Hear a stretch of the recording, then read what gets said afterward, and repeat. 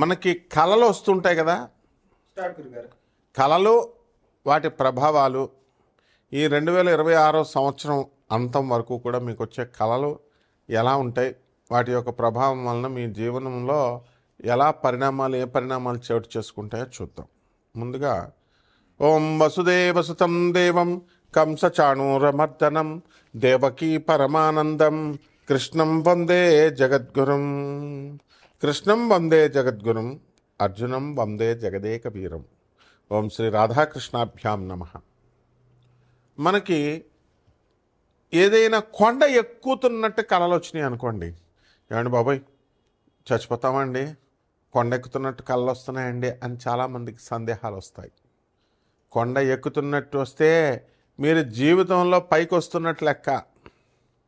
ఏమండి నీళ్ళు వచ్చినాయండి కళ్ళలోకి, ఏమండి నీళ్ళు వస్తే అందులో తెల్లగా నీళ్ళు ఉన్నాయనుకోండి, బురద నీళ్ళు కాకుండా మీ యొక్క సమస్యలన్నీ కూడా పరిష్కారం అయిపోతున్నాయి అని అర్థం.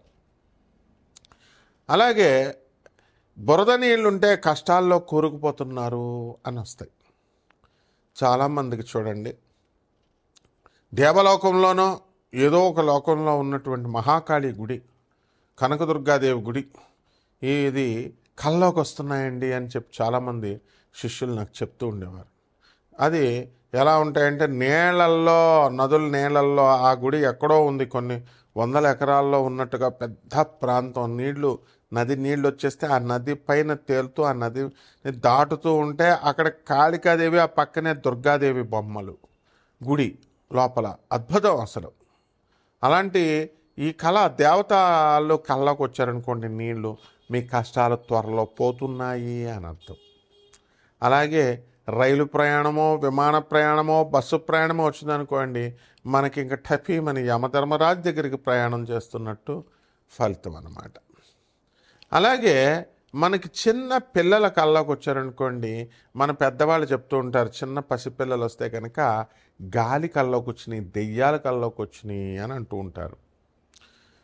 అలాగే చక్కగా మనకి ఎప్పుడూ కూడా పర్వతాలు, దేవతలు వీళ్ళందరూ వస్తున్నారంటే ఏంటంటే మనకి కేతుగ్రహము మన జన్మ లగ్నములో కానీ జన్మ రాశిలో కానీ వచ్చినప్పుడు దాని యొక్క ధర్మం వలన మనకి అలా వస్తుంది అని అర్థం. అలాగే కొంతమందికి శ్మశానాల కల్లోకి వస్తుంటాయి. ఆ శ్మశానాల కల్లోకి వస్తూ ఉంటే మనకి ఏమవుతూ ఉందంటే మనకి గాలి ధూళి అని అనుకుంటాం. అది చెడ్డో తెలీదు, శ్మశానం కల్లోకి వస్తే మంచో తెలీదు, భయం వేస్తుంది ఓ పక్క నుంచి. అంటే శివుడు శవం కల్లోకి వస్తుంది, శివుడు అనమాట. మరుభూమి కైలాసం కల్లోకి వచ్చినంత గొప్పదనమాట. అటువంటిప్పుడు మనం ఏం చేయాలండి అంటే నిద్ర లేచి టపీమని మంచి కళలు వస్తున్నప్పుడు మనం సాధన చేయాలి, జపాలు చేయాలి. లేచి చక్కగా జపాలు చేసినప్పుడు మనకి బ్రహ్మాండంగా ఉంటుంది. ఇక రక్తం కల్లోకి వస్తుంది, మాంస పదార్థాలు కల్లోకి వస్తాయి. రక్తం కల్లోకి వస్తే కుజగ్రహము అనుకూలత లేదు అని అర్థము. ఇక ఏదన్నా ఎవరినన్నా మర్డర్ చేసేసినట్టు కానీ, లేకపోతే చేపల్ని కోళ్ళని కోసేసినట్టు కానీ, మేకల్ని వీటిని ఇవన్నీ కూడా మన కల్లోకి వస్తే కనుక త్వరలో మనకి యాక్సిడెంట్లు జరగబోతున్నాయి, లేకపోతే కొన్ని అప్పుల బాధలు జరగబోతున్నాయి అని అర్థం అన్నమాట. అదేవిధంగా మనకి ఇంకా కళ్ళకి ఏమొస్తాయి, వ్యాపారం చేస్తున్నట్టో, షాపుల్లో కూర్చున్నట్టో, ఇలా మనకి అది ఉంటే యావరేజ్గా వీళ్ళు బిజినెస్ చేస్తున్నారు అని కళ్ళలోకి మనకి వచ్చినట్టు. అలాగే స్త్రీలతో రమిస్తున్నట్టు కళ్ళలోకి వస్తాయి. ఆ రమించడం అనేటటువంటి కళ చాలా మంచి కళ అన్నమాట. కాబట్టి మనకి ధన లాభము, అలాగే అశుద్ధము, మనం ఎక్స్క్రిషన్, మనము అశుద్ధ పదార్థాలు, ఆవు పేడ, మనిషి పేడ, ఇలాంటివన్నీ కూడా కళ్ళలోకి వస్తే మనిషి అశుద్ధము, ఇవన్నీ కూడా ఏమవుతాయంటే అండి మనకి త్వరలో ధనవంతులు కాబోతున్నాము అని. అలాగే చేపల కళ్ళలోకి వచ్చినాయి అనుకోండి, చేపల కళ్ళలోకి వస్తే ఆ చేపలు త్వరలో మనకి కష్టాలు ఈదుతున్నాము అని అర్థం.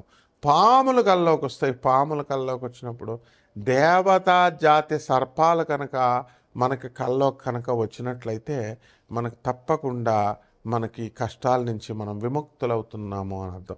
అయితే పాము మామూలు ఆర్డినరీ పాము కనుక కల్లోకి వస్తే ఒక దెయ్యము కల్లోకి వచ్చినట్టు, గాలి స్పిరిట్ కల్లోకి వచ్చినట్టు. కానీ అదే మనకి కాటు వేసినట్లయితే తప్పకుండా అది మనల్ని మంచి జరగబోతుంది త్వరలో అని అర్థం. ఈ విధంగా 12 రాశుల వారికి అందరికీ కూడా 12 రాశుల వారికి ఈ నవంబర్ నెల 2025 సంవత్సరం నుంచి డిసెంబర్ 31, 2026 సంవత్సరం వరకు జరిగేటటువంటి పరిణామాలు ఏ విధంగా ఉంటాయి, కలర్ రూపంలో మీకు జాతకం ఎలా ఉండబోతోంది, ఇవన్నీ కూడా మనం చెప్పడం జరుగుతుంది. మనం వరల్డ్ నెంబర్ 1 ఆస్ట్రాలజర్ కాబట్టి మన యొక్క ఫోన్ నెంబర్ కొట్టగానే మన పేరు కొట్టగానే గూగుల్లో వేరే వాళ్ళు దొంగ జ్యోతిష సెంటర్లు పెట్టుకుంటున్నారు, దొంగ వెధవలు కొంతమంది వాళ్ళ ఫోన్ నెంబర్లు పెట్టుకుంటున్నారు. ఈ విధంగా ఉన్నారు కాబట్టి ఎట్టి పరిస్థితుల్లో మీరు మన అమెరికా నెంబర్కి మీరు కాల్ చేయండి. మన కార్పొరేట్ ఆఫీస్, యుఎస్ ఆఫీస్, మన గురుదేవులైనటువంటి ప్రభాత్ రంజన్ సర్కార్ గారు బాబా క్వార్టర్స్ అది.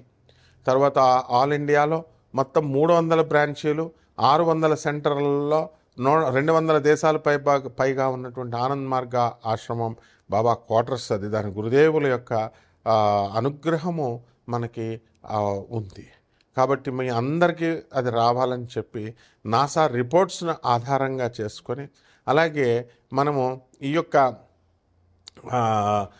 టైమ్ లైన్ ఫ్యాక్చర్ అండ్ జీపీఎస్ సిస్టంతో ట్రాకింగ్ చేస్తూ మనము ఈ యొక్క జాతకాలు జీపీఎస్ సిస్టంతో జాతకాలు చెప్పడం జరిగింది.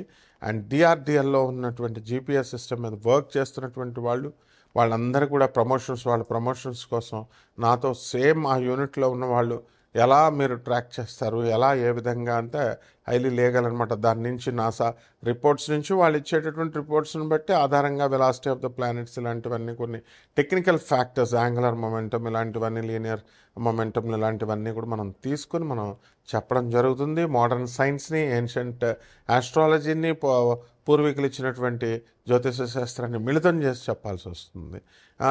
అద్భుతమైనటువంటి జ్యోతిష విశ్లేషణది. మేము నాన్ కమర్షియల్ ఆస్పెక్ట్తో ఈ జాతకాలు అనేటటువంటివి చెప్పడం జరుగుతోంది. కాబట్టి మీరు డబ్బులు ఎంతండి ఇలాంటి కంగారు పడాల్సిన పని లేదు. అనాథ పిల్లలకి సేవ చేసుకోవాలా, సాధువులకి సేవ చేసుకోవాలా, రెమెడీస్ కోసం లక్షల రూపాయలు మీరు చేయాల్సినటువంటి అవసరం లేదు. మేమంతా కూడా మరి వివిధ ఆనంద్ మార్గ ఆశ్రమంలో ఉన్నటువంటి అనాథ పిల్లలకి, సాధువులకి 10,000 మంది సాధువులు ఉన్నారు, ఒకళ్ళిద్దరికి కాదు చేసేది. కాబట్టి అలాంటి ఆశ్రమాలు మనకు చాలా ఉన్నాయి. కాబట్టి ఎంతసేపు కూడా మీరు కూడా ఇండైరెక్ట్గా చేయండి, డైరెక్ట్గా చేయండి. అనాథ పిల్లలకి, పేదవారికి, వికలాంగులకి, వీళ్ళందరికీ కూడా సాధువులకి, సత్పురుషులకి చేసుకున్నప్పుడు మాత్రమే అవుతుంది. మీరందరూ కూడా గోల్డ్ ఎక్కువగా దొరుకుతుందని చెప్పి, ఎక్కువ రేట్లకు దొరుకుతుంది అని చెప్పి వాళ్ళకి ఇచ్చుకోవడం, గర్ల్ ఫ్రెండ్స్కి ఇచ్చుకోవడం డబ్బులు, ఆ తర్వాత ఈ యొక్క స్టాక్ ఎక్స్చేంజ్లో మనం పెట్టుకొని లాస్ అయ్యాము. వీటన్నిటికంటే బెస్ట్ ఏంటంటే ఈ యొక్క హోమాలకు లక్షల రూపాయలు ఏమి ఖర్చు అక్కర్లేకుండా సింపుల్గా ఆనెస్ట్గా ఈ యొక్క మీరు అనాథ పిల్లలకి సేవ చేసుకోవడం, సాధువులకు సేవ చేసుకోవడం ద్వారా మనము ఈ కర్మల నుంచి తప్పించుకుంటే 12 రాశుల మీద ఈ కళల ప్రభావం ఏ విధంగా ఉంటుంది, దాని యొక్క ఫలితాలు ఎలా ఉంటాయో మనం తెలుసుకుందాం. మేషరాశి వారికి మనకి కళలో కనుక పాముల కళ్ళలోకి వచ్చిన, లేకపోతే గోవుల కళ్ళలోకి వచ్చిన, మేకల కళ్ళలోకి వస్తూ ఉంటాయి. ఈ కళ్ళలో వస్తే త్వరలో మీరు ప్రెగ్నెంట్ కాబోతున్నారు అని అర్థం. తర్వాత ఏమండి మరి ఈ గర్భం నిలుస్తుందా నిలవదా అండి అని అన్నప్పుడు బురద నీరు కళ్ళలోకి రాకూడదు. కాబట్టి మనందరం కూడా ఏలినాటి శని జరుగుతుంది కాబట్టి ఎత్తైనటువంటి పర్వతాలు వీటిపైన మనకి ఎక్కడం ఇలాంటి కళ్ళలోకి వస్తాయి. అయితే దీనికి మేషరాశి వారికి ఏలినాటి శని జరుగుతుంది కాబట్టి ఆదాయాలు బాగా పెరుగుతాయి. ఎంత మంచి పని చేసినా సరే మీకు ఆ పేరు ప్రతిష్టలు మీకు రావు. అపనిందలు మీ మీద పడడానికి అవకాశాలు ఉంటాయి. కాబట్టి అపనిందలు మీ ఆడవాళ్ళతో సన్నిహితంగా మీరు ఉండకూడదు. ఆడవాళ్ళు కూడా మగవాళ్ళతో సన్నిహితంగా మీరు లివింగ్ ఇన్ రిలేషన్స్ అని, కోలివింగ్ అని మీరు ఉండడం ద్వారా మీకు ప్రెగ్నెన్సీ వస్తుంది తప్ప వాళ్ళు తప్పకుండా మిమ్మల్ని మోసం చేసి వెళ్ళిపోతారు. ఏలినట్స్ అనే ప్రభావం జరుగుతుంది కాబట్టి. అలాగే విదేశాలకు వెళ్ళాలనుకునేటటువంటి విద్యార్థులు ఎవరైతే ఉన్నారో అటువంటి వాళ్ళంతా కూడా మీకు విదేశాల్లో సీట్లు వస్తాయి. అక్కడ కూడా ఈ కోలివింగ్ బాధ పోవట్లేదు.